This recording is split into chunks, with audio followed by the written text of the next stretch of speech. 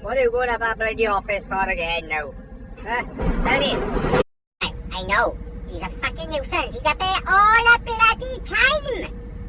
Hey, you pair of bastards. Never you mind what I'm doing up the office, right? I could be sorting something out for us, like, you know? Huh? Yeah. Aye, like fuck. Remember that time you told him me and Conrad Bear would fucking work a Sunday for single time?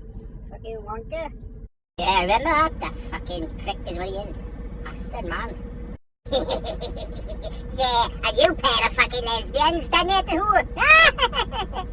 So tell me, and what was he doing up there now? Come on, let us in on the bloody secret, man. Okay, then. I've asked if we can have an early finish every Monday. And they said only one of us can. So I nominate me. Fucking wankers did it again. Bloody fucking bastard.